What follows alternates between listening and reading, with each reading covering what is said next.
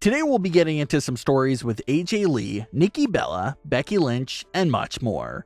For today's question of the day, CM Punk drama aside, where would you like to see AJ Lee appear at if she ever did return to the ring? WWE or AEW? So let's jump into this AJ Lee story. AJ has been in the news for a lot of things lately, due to a handful of things from Sasha Banks' tweet to fans just discussing the possibility of her returning to the ring in AEW. Another one of the reasons AJ has been talked about so much is because of a recent interview with Big E, where he was asked about an AJ Lee return, and if he thinks there's a place for her in current day WWE. Big E had this to say when asked about AJ. "I was fortunate enough to be able to learn from her and Dolph. I came up with her a bit in FCW. But seeing her really take off on the main roster, to see her become such a great character and talker, and be so memorable, she just was someone who had a very strong idea of who she was and who she wanted to be on screen. But I also think if she wants it, of course, there very easily is a massive place for her. And it's weird. I feel like she's in this legendary territory where she comes back and she gets a massive pop.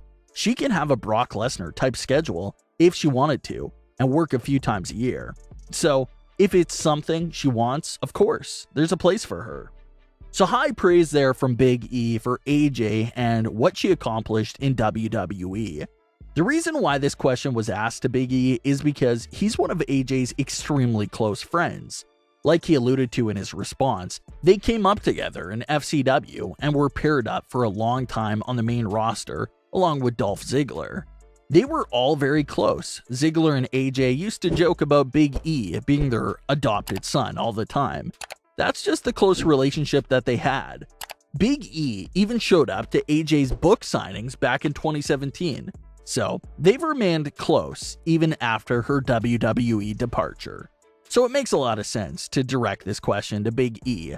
He of course said that there's a spot for her, said that she's in legendary territory, and how she doesn't even have to come back full time. She could even work on a Brock Lesnar sort of schedule, which will include very limited dates so that she can pursue her writing career and everything else outside of wrestling. It is a good idea from Big E, even if it's someone else besides AJ Lee. The men's division has some top of the line part-timers like John Cena, Brock Lesnar, Goldberg, and more. But we don't really have that in the women's division. There isn't a legendary part-time women's wrestler in WWE who pops up every now and then and shakes things up, like we see with Brock and Goldberg. So imagine having maybe someone like a Trish Stratus, Lita, AJ Lee, or someone like that to serve as the big part-timer in the women's division. And don't get it confused, the women's division is absolutely loaded with talent on all the brands, and they can't even find things to do with the full-time women's talent. So maybe bringing on part-timers wouldn't be the best idea for the women's division. But as a way to get some of those legends back in the ring, a part-time schedule really may be the only option if we want to see them get back in the ring. So a big part-time women's wrestler in the women's division would be interesting to see. Will it be AJ? There's probably not a chance of that happening.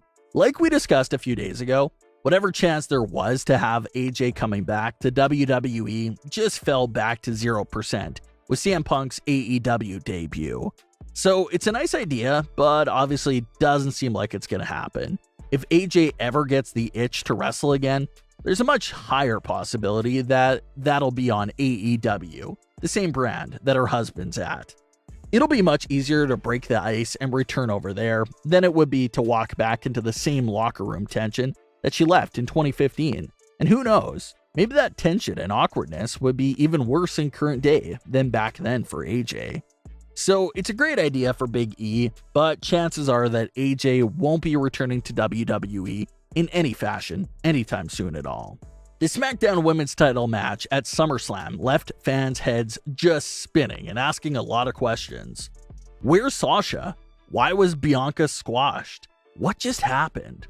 Well, it looks like fans weren't the only fans confused and stunned by Bianca's 20-second defeat. WWE Hall of Fame member Nikki Bella called out WWE's booking of that SummerSlam match during the after party for SummerSlam. Nikki Bella had this to say when asked about her favorite SummerSlam moment. "I could tell you what wasn't my favorite moment, and it was when she, Bianca Belair, lost. It definitely was not my favorite moment. And I don't know if I actually had a favorite moment because I always back the women, and I'm always for the women. And you have someone like Bianca who is such an incredible talent, and you can't help but get frustrated when you see moments like that for a championship that meant so much and was lost within seconds. So I have to admit, for this SummerSlam, there truly wasn't anything that was my favorite." So that entire match just turned Nikki Bella off from the entire event. So she said that she had no favorite moment from SummerSlam because of that moment. Just some strong words by Nikki Bella. But some fans do agree with her. We quickly touched on this a few days ago, but the only logical explanation for what happened to Bianca Belair must be a Becky Lynch heel turn. What Becky did has vibes of what Roman did to The Fiend in 2020. What Brock Lesnar did to Kofi Kingston in 2019. That's what it felt like. Those two instances were two heel challengers who stepped in and won the titles in very quick and dirty fashions.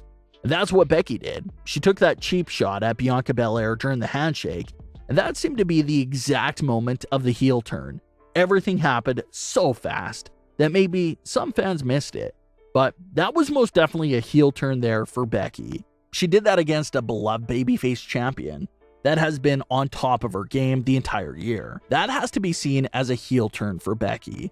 Lots of fans were also asking questions about how did Becky Lynch even switch over to the SmackDown brand storyline-wise.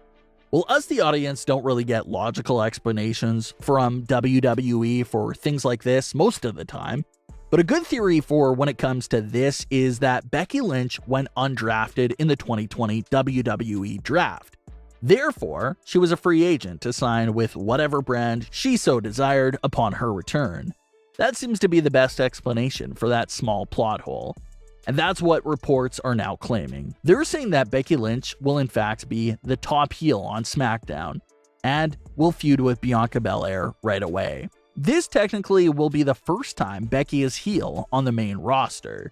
Remember when they initially tried to turn Becky Lynch heel a few years ago at SummerSlam? It backfired, and everyone actually loved the new Becky. So it'll be interesting to see what happens here. Was it a successful heel turn for Becky Lynch? Or will she still be heavily cheered? That's what we'll have to wait on. The live SmackDown crowds will determine the answer to that question. It's also interesting to ask what happens now with Sasha Banks.